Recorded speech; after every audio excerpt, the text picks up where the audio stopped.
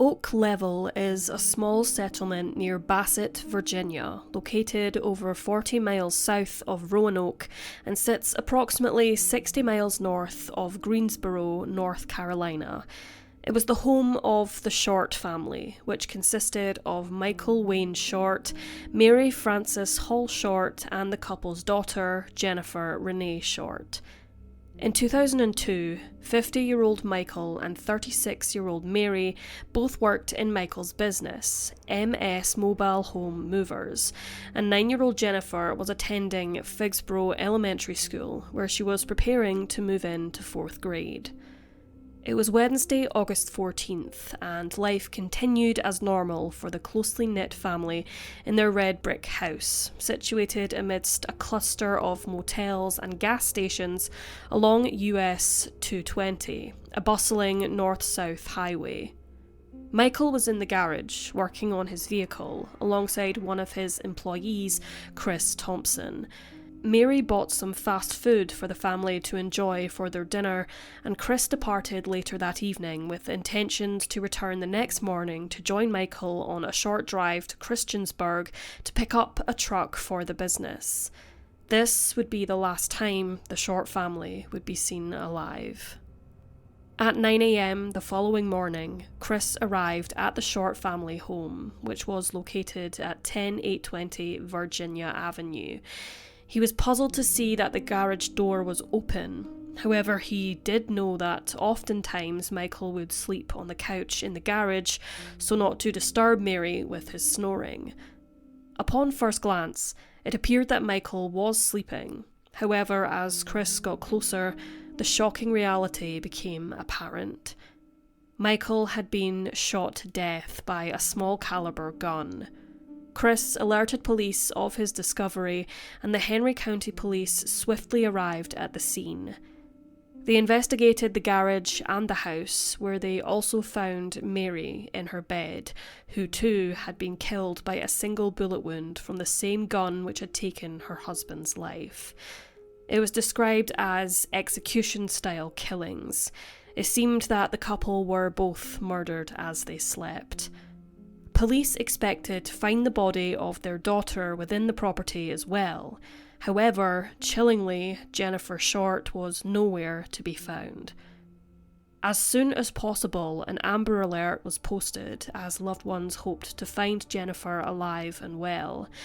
Authorities combed the Short home for 2 weeks as local police, search dogs and volunteers combed the nearby woodland, hoping the case to be that Jennifer had escaped to the woods where she possibly hid or got lost. Despite best efforts, they could not find any trace of Jennifer Short, who at this point was believed to have been abducted. Investigators did find that the phone lines to the property had been severed, indicating that the killings had been premeditated by the perpetrator. 2 guns, 2 shell casings by the bodies, and boxes of ammunition were retrieved from the property. Michael and Mary Short had a joint funeral service on the 22nd of August and were laid to rest at Henry Memorial Park. 6 weeks passed, and 45 miles south of the Shorts' home at Stoneville Creek, Rockingham County, 2 dogs belonging to a man named Eddie Albert brought him pieces of hair, which initially he believed to have been from a wig, and discarded. However, 2 days later, on September 25th, they retrieved a fragment of what at first was thought as being the shell of a turtle, but was in fact a piece of bone from a human skull, which resulted in Albert contacting the police. In the surrounding area, investigators further found decomposing bone fragments and human teeth. A small rib cage was also discovered beneath a bridge on a rural road. The human remains were confirmed to have belonged to 9-year-old Jennifer Short.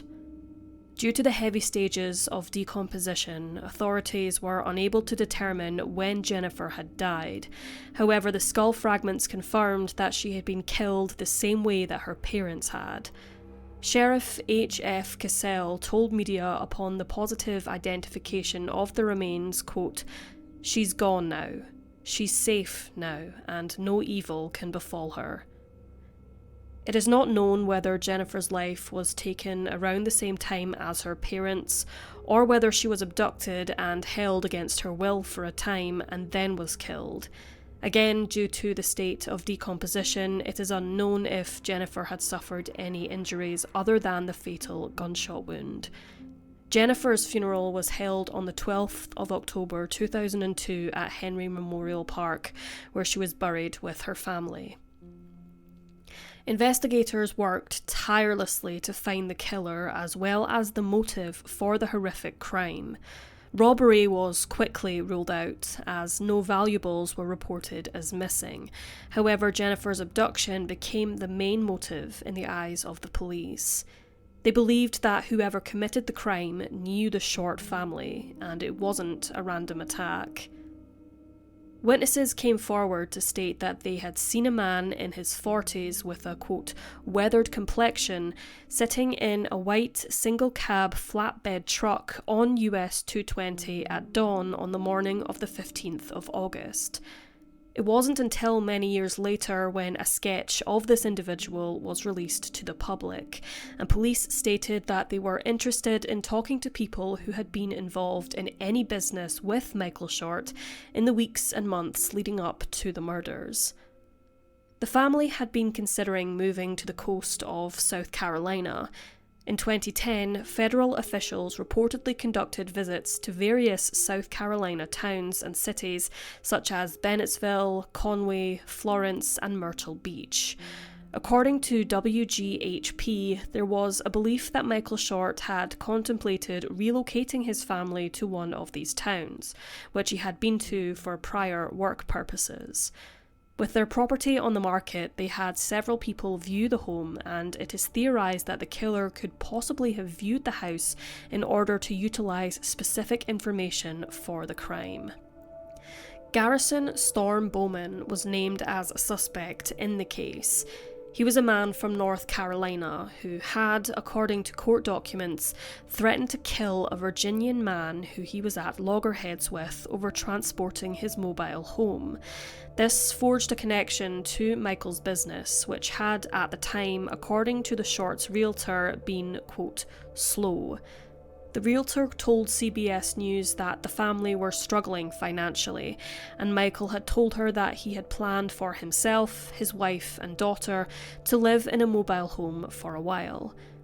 Garrison Bowman was a 66-year-old carpenter who suspiciously travelled to Canada the day after Michael and Mary were killed. His mobile home was searched and several maps were found, one of which had an area highlighted. It was the Short family's home. Bowman was extradited from Canada in November of 2002 and was charged with driving under the influence of alcohol and violating immigration laws. These charges were reportedly later dropped. It was also reported that in 2007, after thousands of hours of work investigating Bowman, he was no longer considered a suspect in the case. It was found that 3 men who had pointed the finger in Bowman's direction had been lying and were only trying to get their hands on the reward money, which resulted in the trio being charged for perjury and providing false information to police, which in turn gave them time in prison. In 2019, it was reported that the Short family home was set alight and was burned down in mysterious circumstances after having been left vacant and untouched since the murders. In the wake of such a tragedy, loved ones continue to navigate a labyrinth of emotions and challenges, seeking solace and healing, but forever changed by the devastating act that shattered their lives. The bridge where some of Jennifer's remains were found has since been renamed the Jennifer Renee Short Memorial Bridge. Family and neighbours organise and participate in an annual motorcycle ride in memory of Jennifer and her parents and to spread awareness of the case, with hope that people will come forward with more information so that they can finally find answers and justice.